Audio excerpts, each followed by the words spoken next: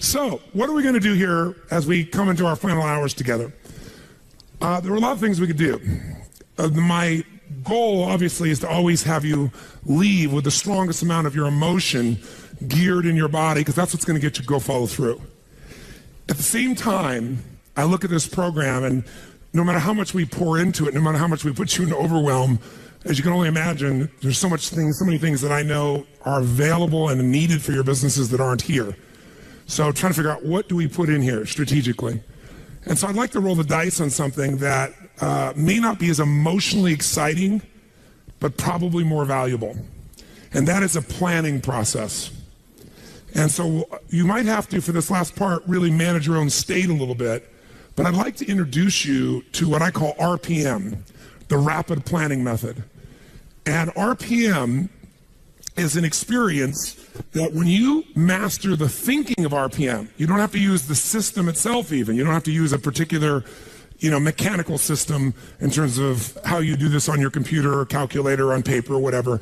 But if you take on this thinking system, your entire planning process will transform, and so will you emotionally. And most people in life, when they're trying to plan something, when they're trying to put something together, like plan their day, we all learned yesterday that what controls our focus controls our life. Whatever we focus on, we feel, even if it's not true. Do you agree with me on this, yes or no? And everything's trying to get our focus all the time, right? Advertising's trying to get our focus. Your phone's ringing, in your pocket it's buzzing, and that buzz is either your phone, or it's an email, or it's a text. There's this constant something trying to get control of our focus. But what you focus on determines your destiny in your life. So if you don't take control of it, somebody else will. And so the challenge is, even when we try to take control of our own focus, even we try and attempt to do this, usually there's so much distraction that it becomes very difficult to do it. And even if you did it in the traditional way, and you were going to go out tomorrow, and you're going to plan your day, or you're going to plan your week, you're going to go home. In order to plan it, you're going to have to come up with some answers for the week. And the question you're going to ask, if you don't know RPM, is what? What do I need to? Say it nice and loud. What do I need to? And that's a good question. It's much better than, why do I have to do this? It's much better than, what the hell do I do? A few modifiers around that language and you'll feel very different, won't you? So when you ask, what should I do? The answer you're going to get is usually based on whatever is most pressing on you at that moment. And what tends to press us is either something painful, right? Right now I got to do this, because if I don't do this, something's going to happen. Or something that we want, something pleasurable. Is that true? Or it could be our own sense of vision. But that's usually the last thing that we focus on. How many agree with me on this? Say aye. So let's say, for example, someone keeps coming to you and goes, I need this, and I need this, and I need this. And they do that in the form of your text. They do that in the form of a phone call. They do that in the form of an email. They do that in the form of walking up to you and go, hey, Tony, can I ask you a question?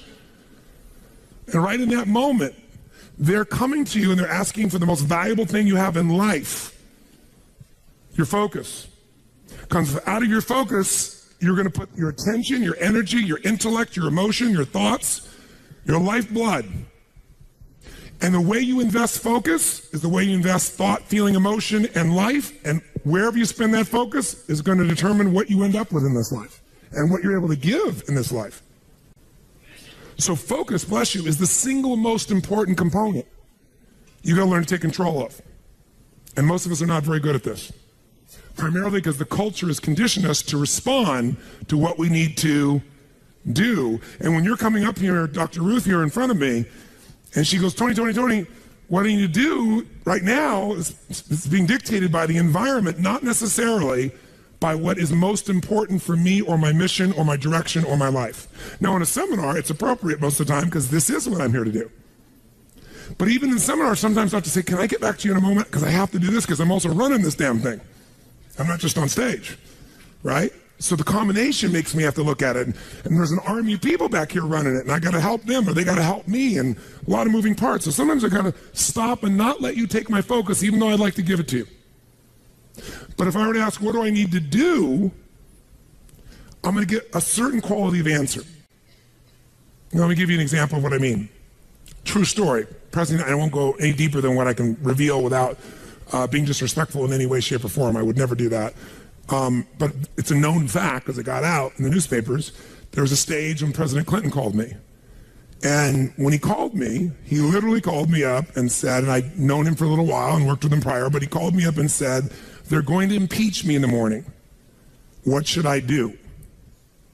And I kid about it today. I said to him, well, could you have called me sooner? But what truthfully I said after that was, I can give you my answer to that question, but I don't know if that's really the question you want to answer. Because the answer of what you should do requires a different question to be asked first, which is what's most important to you? Because if what's most important to you is to stay in office, then obviously you should just keep doing what you're doing, because even though they'll go try to impeach you, they won't have enough votes and you'll stay in office. But if your outcome, what do you want? What's your outcome? What's the result you're after? That changes what you do. If your outcome is to regain respect from mothers, fathers, what they can say to their children about the President of the United States, then based on that, you might have to do something different. And I said, it's easy for me to say, because I'm not in your position, and I'm not facing an inquiry in the legal side. And he said, yeah. And I said, but you're also a lawyer.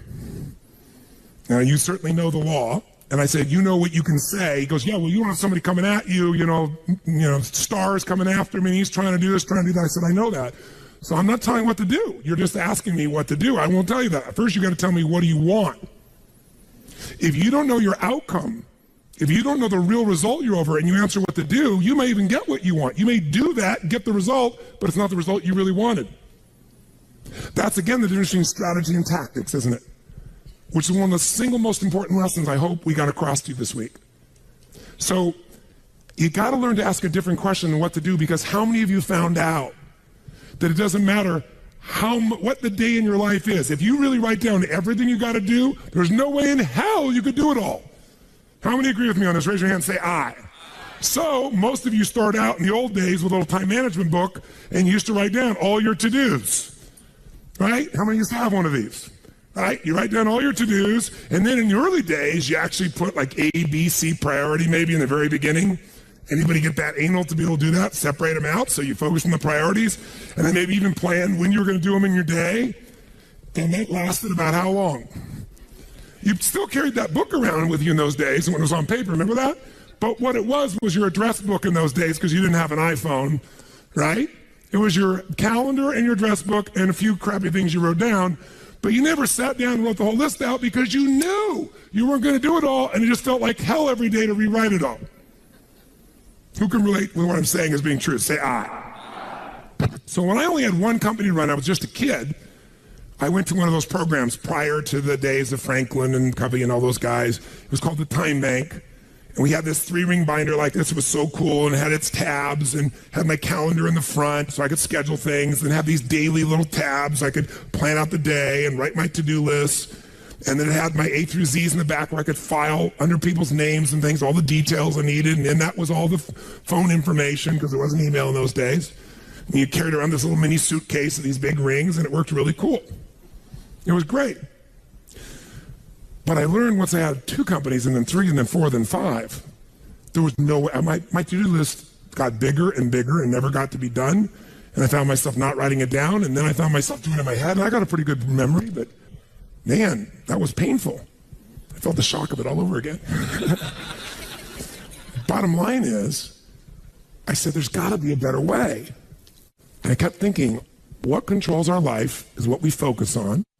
What we focus on, we feel. What we feel and focus on, we move towards. Wherever focus goes, energy flows.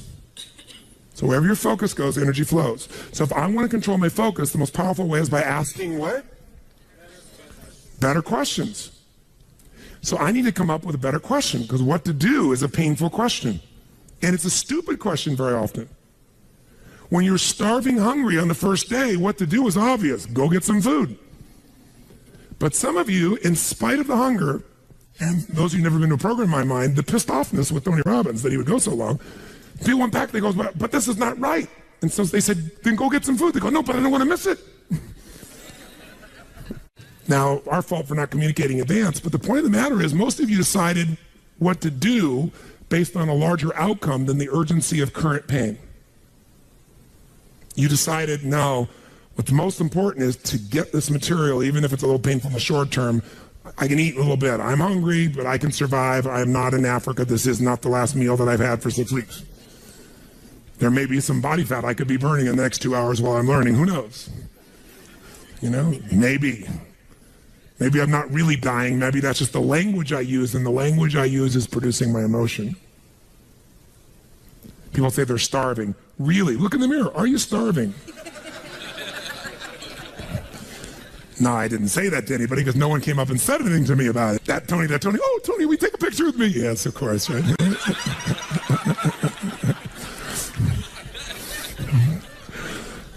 My point is this. Where focus goes, energy flows. You must control your focus. You do it with questions. If you ask the same questions as everyone else, you end up with the same answers. So, how did Bill Gates change his economic world? He was a software designer who didn't say, how do I make better software? He asked, and caught everyone else to ask, how do we become the intelligence that controls all computers worldwide?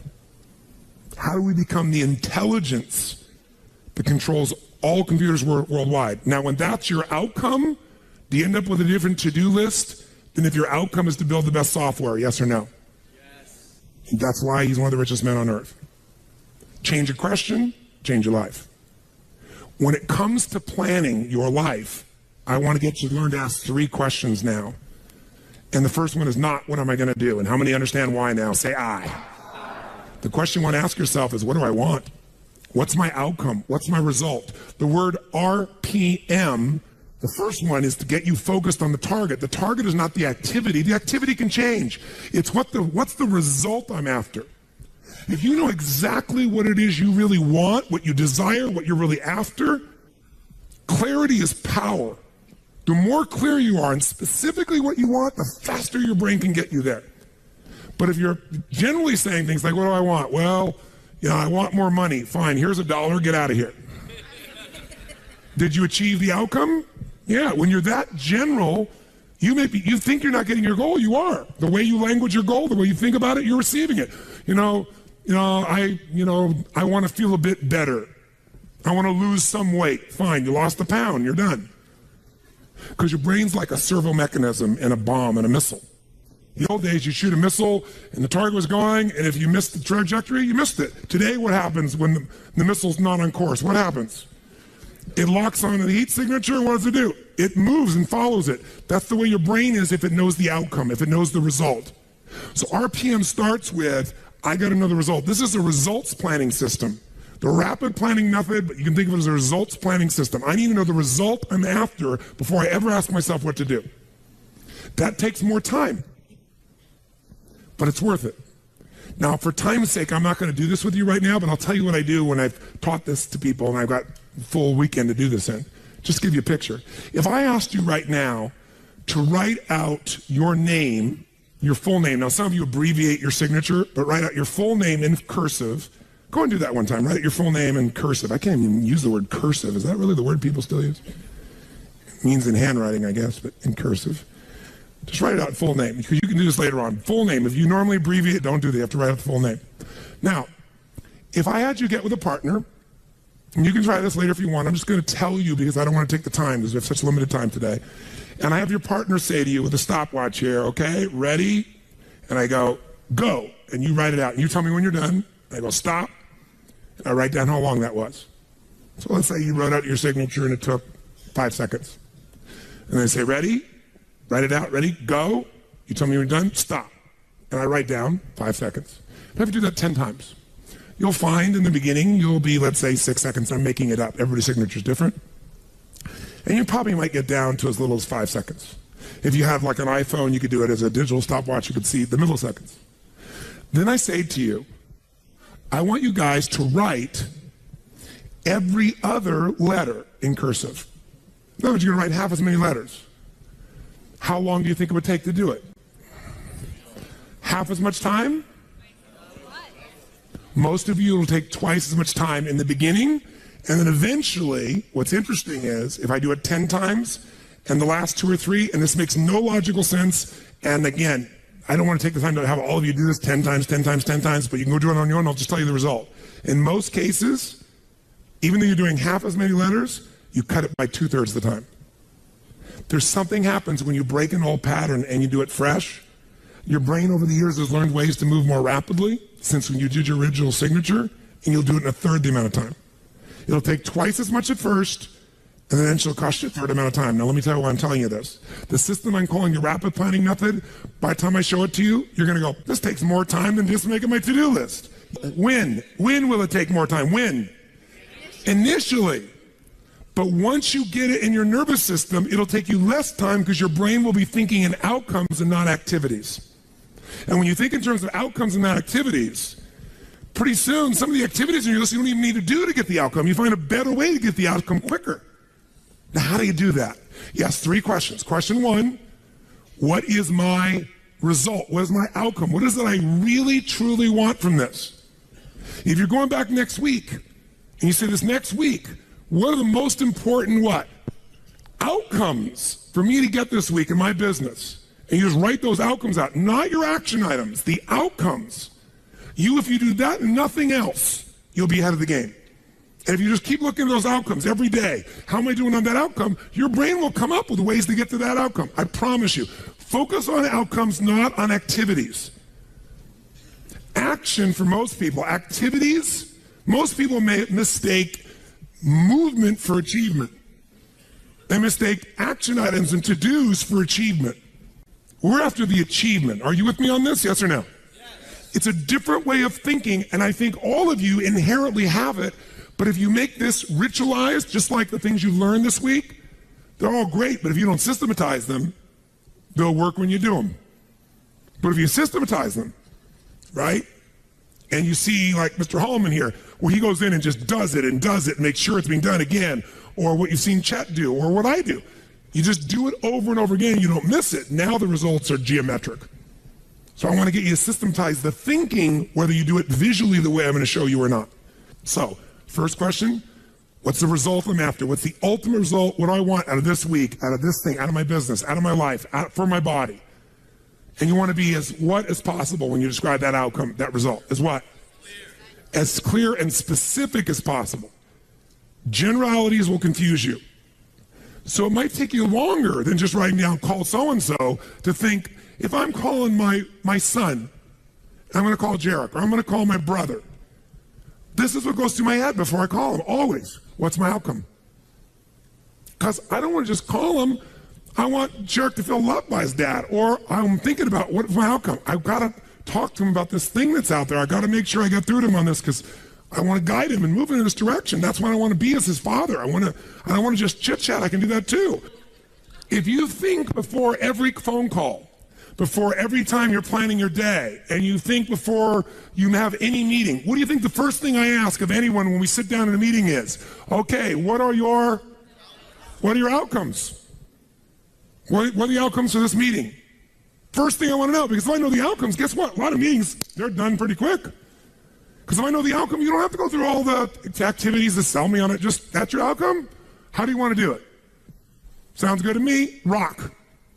That's how you make a meeting productive. I know a meeting's productive not by the hours or time. Sometimes it takes longer to the outcome than you want, but I'm going to get the outcome.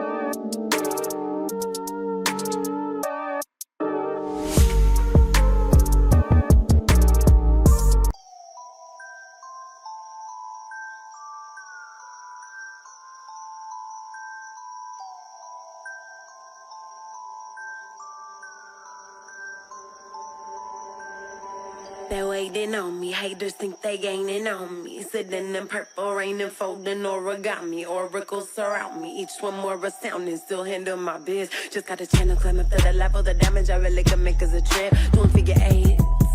Ace, are you coming back now? But it's way too late. Just trying to be grateful. Just trying to be great. Yeah. And one thing it taught me is this is the moment to get it. So have faith and don't hesitate. Where my bad girls at? Bad girls at? From the front to the back, front to the front to the front to the front to the front. But it work right now, work right now. Put it work, let me see, put it work. Put it work, let me see, put it work. Work. Put it work.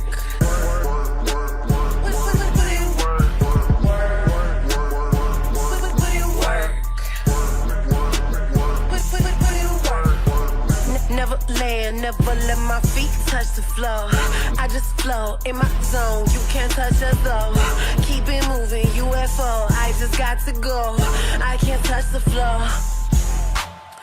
Take that, break that with a bit. That's, by the way, what you see with me on stage. That's why my times vary. It's based on an outcome. I'm going to get that outcome. I don't give a damn whether it's the right time or not. I want to do it in that time, but I must deliver the outcome. How many get that? And by the way, how many like to have your company focused on outcomes, results, and not activities? Say aye. People say all the time, well, did you get that done? Well, I left them an email. I left them a voicemail. I've sent them 3 emails. How many times have you heard that? When that happens with me, I'm like, but I don't show it. I just like, really? Wow, that's fascinating. We'll explain about our culture. It's about getting the result. So I can help you if you can't figure another way to do it, but there may be 12 other things we might want to do. Maybe they don't have the answer. Maybe somebody else can give us the answer. The outcome was to get this information, not to leave an email or 12 or 3 voicemails. That will not do any of us any good. How many follow? Now, whether you get the outcome or not, whether you get that result, will be based, first, do you have clarity? And the second thing is, whether you got enough emotional juice to keep going after it when things don't work out. So the second part of RPM is the purpose. RPM, by the way, how many knows what it means when you increase the RPMs in a car? Anybody here? What does that do? It builds up what? Power, speed. Higher RPMs, you can explode through something, right? You can make something happen. So think of this metaphorically also, this rapid planning method, this result planning method. So it's rapid planning, it's a result planning. You want a results-focused, purpose-driven, massive action culture. That's what RPM stands for. It's how you build up power and you break through. But whether or not you get that result will be, are you clear and specific? But also, do you have enough juice when it doesn't work out? How many of you are going after an outcome in your day or in your week, and for whatever reason, you're not able to get it? The person doesn't respond, they're not there, the thing's not there, something interferes, somebody interrupts you. Who's had their plans interrupted? Raise your hand and say aye. So whether you keep doing it or not is, do you have enough emotional juice? See, guys, you all know out of this week, you got more than enough to take your business to a whole nother level. You got...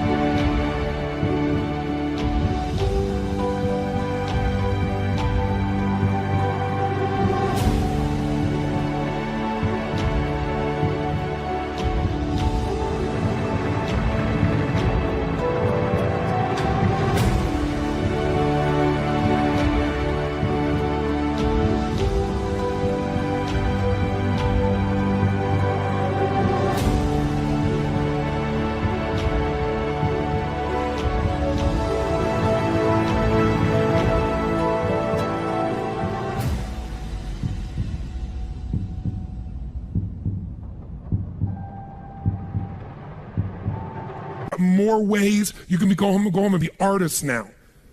And some of it, went by so fast, but many of you get the program, you'll watch enough times, you'll be there, somebody's going to invite us in, we're going to be there and make sure you do it. So it's going to happen. But the art of it being followed through or not is going to come to you have the emotion to follow through, and that needs to be a part of your thinking also. So the next question I've always asked, besides the outcome, is why? Why is more important than how? Why are we doing this? What's the purpose? Purpose is more powerful than object. Purpose is more powerful than object.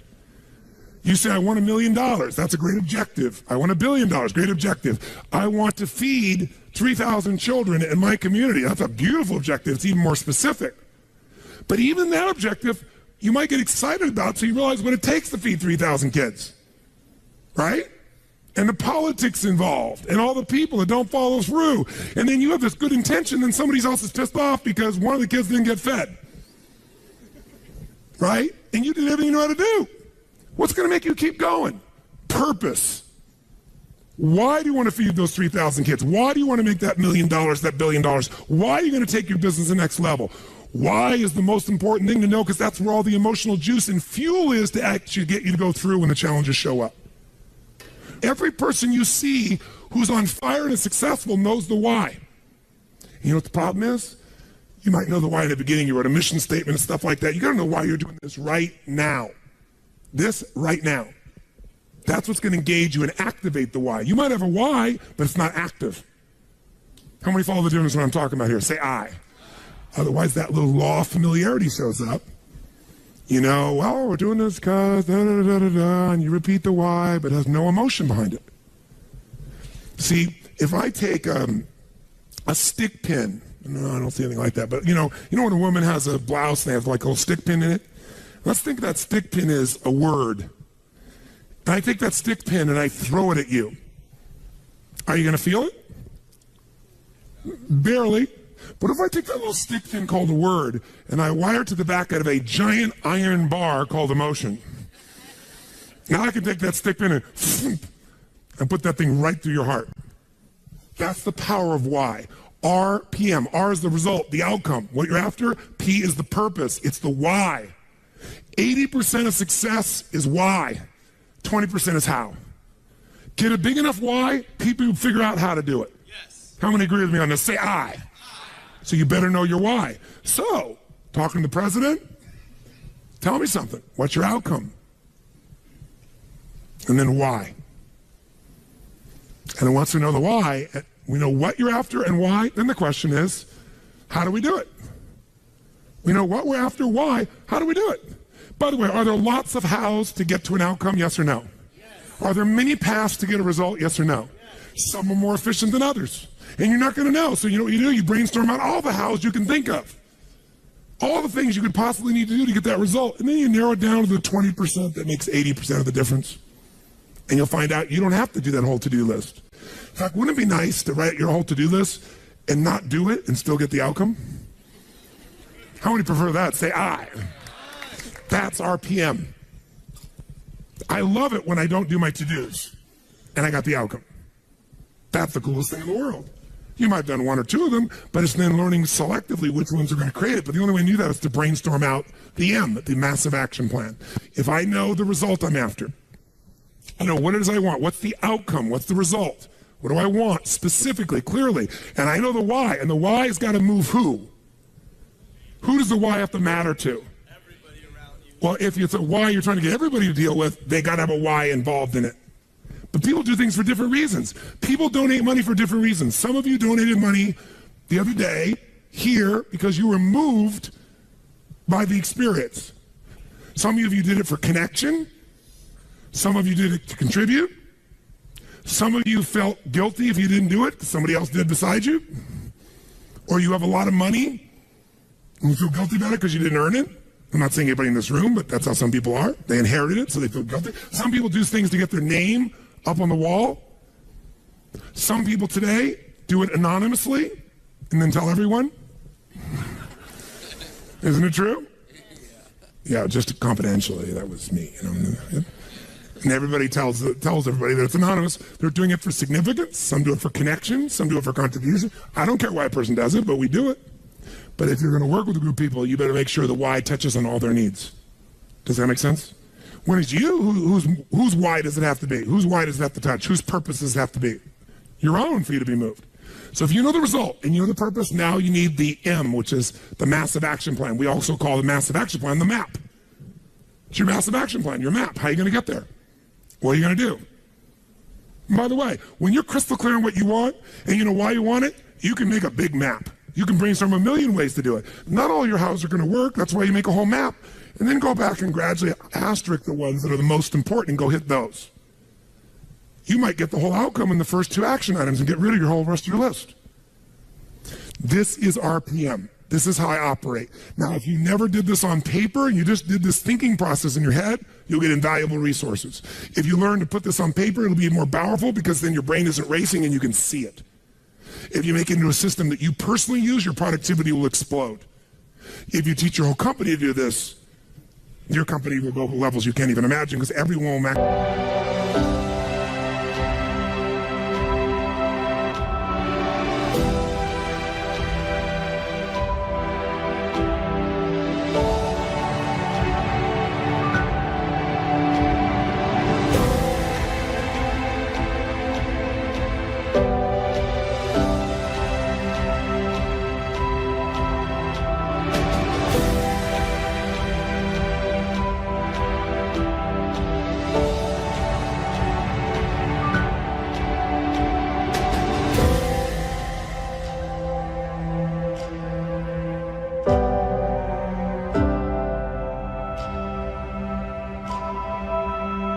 their productivity.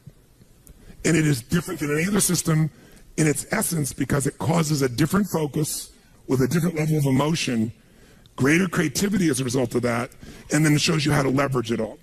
Does this make sense? Yes.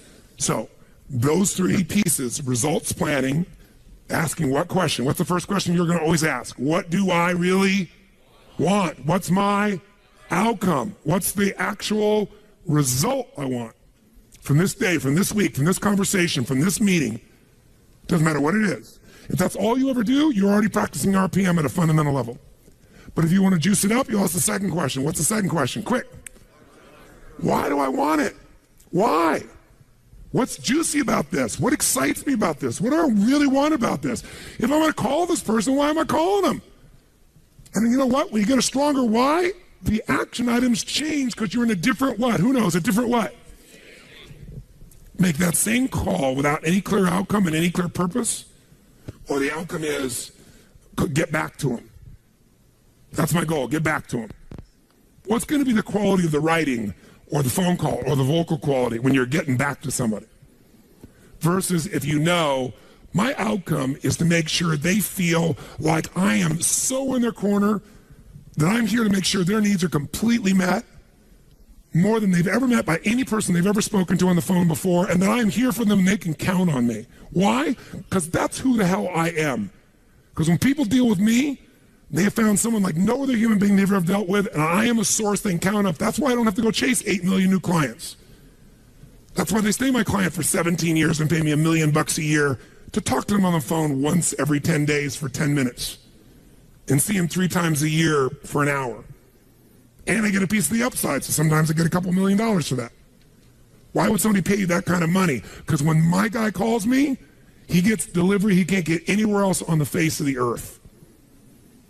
So I pride myself in that. And by the way, that feels juicy to me. It means my need for contribution, for my need for growth, my need for significance. I'm the best at what I do. My need for certainty, I deliver. And it's variety. Who the hell knows what's going to happen when I pick up this phone? It's different every time. Because the market's changed, something's going on. How many follow? Say I. It's a very different thing than, oh, I'm getting back to my client. Right? And the way you're going to come across is different. And everybody will go, wow. And in life anyway, by the way, the people who are the very best on earth that get paid everything like 100 times more than everybody else, they're just a little bit better than everybody else. It's like, you know, a bear's chasing you. I don't have to be that fast, just that much faster than you. Right? In life, you just have to be a little bit better than everybody else, and you get all the rewards. And that little bit better, to me, is RPM.